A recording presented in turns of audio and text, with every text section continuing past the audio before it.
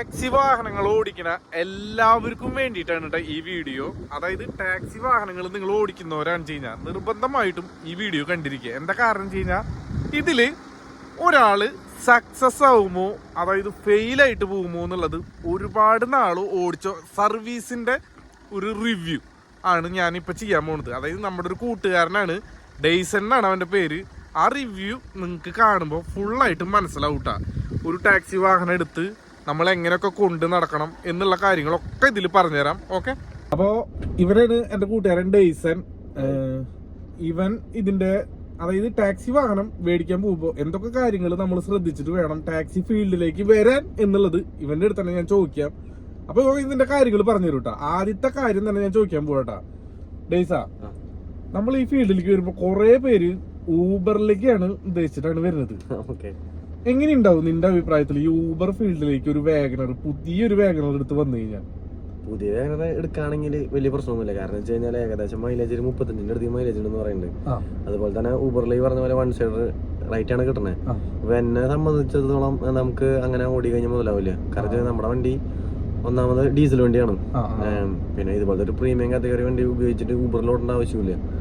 അപ്പോ പുതിയ എടുക്കുന്ന ഒരു വാഗണർ പോലത്തെ വണ്ടികൾ എടുക്കുകയാണെങ്കിൽ വലിയ കുഴപ്പമൊന്നും ഉണ്ടാവില്ല. എന്ന് വെച്ച് കഴിഞ്ഞാൽ ഇപ്പോൾ ഒരു കൂലിപ്പണിക്ക് പോകണ ഒരാൾക്ക് കൂലി കിട്ടുന്ന പോലെ എന്തായാലും പൈസ കിട്ടും. പിന്നെ അതിൽ ഇന്ധന ചെലവും കാര്യങ്ങളും വണ്ടിയുടെ ലോണും കാര്യങ്ങളൊക്കെ കടന്നു കഴിഞ്ഞാൽ അവന് ഏകദേശം ഒരു 40 രൂപ എന്തായാലും സാലറി പോലെ നമുക്ക് മാറ്റി വയ്ക്കാൻ പറ്റും.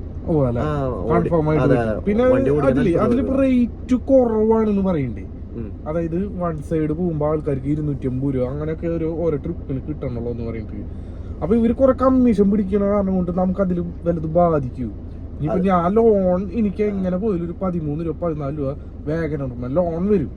ഇതൊക്കെ അടച്ചിട്ടും നമ്മുടെ CNG അടിച്ചിട്ടും ബാലൻസ് പൈസ ഇരിക്കുമെന്നാണ്. അത് സംഭവം എന്ന് വെച്ച് കഴിഞ്ഞാൽ ഊബർ അവരെ കസ്റ്റമേഴ്സിനെ ക്യാൻവാസ് ചെയ്യാനായിട്ടാണ് അവർ 1 സൈഡ് ട്രിപ്പ് റൈറ്റ് മാത്രം അവർ മേടിക്കണേ. അപ്പൊ ഡ്രൈവർക്ക് ഒരിക്കലും അതിൽ ലാഭമൊന്നുമില്ല. പക്ഷെ ഡ്രൈവർമാരെ എന്താ തോന്നുന്നു വെച്ച് കഴിഞ്ഞാൽ പുതിയതായിട്ട് ഈ ഫീൽഡിലേക്ക് വരുമ്പോൾ ഒരു കണക്ഷൻസോ ഒരു കോണ്ടാക്റ്റോ ഒരു ക്ലയന്റ്സോ ഒന്നും ഉണ്ടാവില്ല. അപ്പൊ അതൊക്കെ ഉണ്ടാക്കാനായിട്ട് ഊബർ തന്നെയാണ് ഒരു പ്ലാറ്റ്ഫോം ആയിട്ട് യൂസ് ചെയ്യാൻ പറ്റുള്ളൂ. അപ്പൊ അവർക്ക് എന്താന്ന് വെച്ച് കഴിഞ്ഞാൽ 1 സൈഡ് റൈറ്റ് കിട്ടണം വെച്ചാൽ അവിടെ പോയി അവിടെ റെസ്റ്റ് ചെയ്യണം. എന്നിട്ട് അവിടുന്ന് ഒരു ട്രിപ്പ് നമ്മൾ തിരിച്ചു വന്നോടത്തേക്കോ അല്ലെങ്കിൽ വേറെ എവിടേക്കോ ഡയറക്ഷനിൽ കിട്ടി കഴിഞ്ഞാൽ മാത്രമേ അവർക്ക് മുതലാവുള്ളൂ. അല്ലെങ്കിൽ നമ്മൾ തിരിച്ച് കാലിക്ക് വന്നു കഴിഞ്ഞാൽ പിന്നെയും അവിടുന്ന് ട്രിപ്പ് എടുത്ത് പോകുമ്പോൾ മുതലാവില്ല.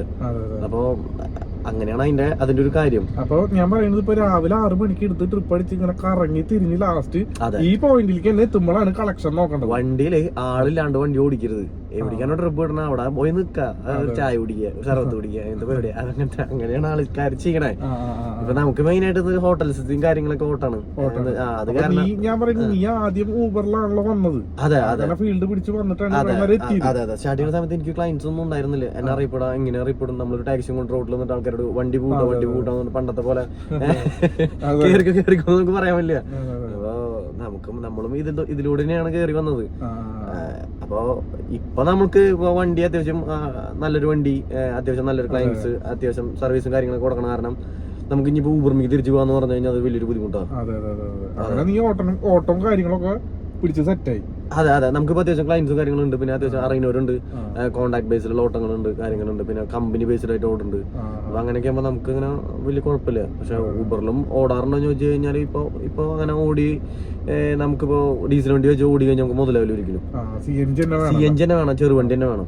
ഇതെന്താണെന്ന് വെച്ച് കഴിഞ്ഞാൽ നിങ്ങളൊരു ഊബർ ടാക്സി എടുത്ത് ഓടുണ്ടെങ്കിൽ ധൈര്യമായിട്ട് എടുത്തോന്നാ പറയുന്നത്. കാരണം എന്ന് വെച്ച് കഴിഞ്ഞാൽ അത്യാവശ്യം നമ്മുടെ നാട്ടിൽ ഒരു തൊഴിലില്ലായ്മ ഉള്ളവർ അനുഭവിക്കുകയാണ് വെച്ച് കഴിഞ്ഞാൽ അത്യാവശ്യം സ്വയം തൊഴിൽ കണ്ടെത്താനും അത്യാവശ്യം ഓട്ടം ഉണ്ടാക്കാനും ഒക്കെ അടിപൊളിയാണെന്നാണ് ഇപ്പൊ അവൻ പറയുന്നത്.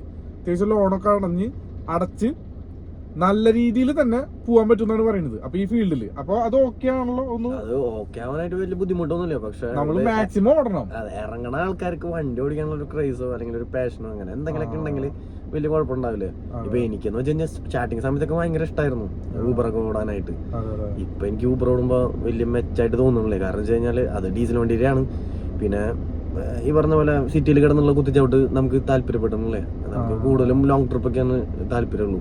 അപ്പൊ അത് കാരണം വലിയ കുഴപ്പമൊന്നുമില്ല. പുതിയതായിട്ട് ഇറങ്ങുന്നവർക്ക് ഇപ്പൊ സ്റ്റാർട്ടിങ് ആകുമ്പോ ഒരു പ്രശ്നം ഉണ്ടാവില്ല. നമ്മളിപ്പോ ഇത്ര ലോൺ ഇട്ട് മേടിച്ച അവസാനം ലോൺ അടയ്ക്കാൻ അതെ ലോണും കാര്യങ്ങളൊക്കെ ഉണ്ടെങ്കിൽ നമുക്ക് എന്തായാലും ഓൾറെഡി നമുക്കൊരു പ്രഷർ വരുമല്ലോ.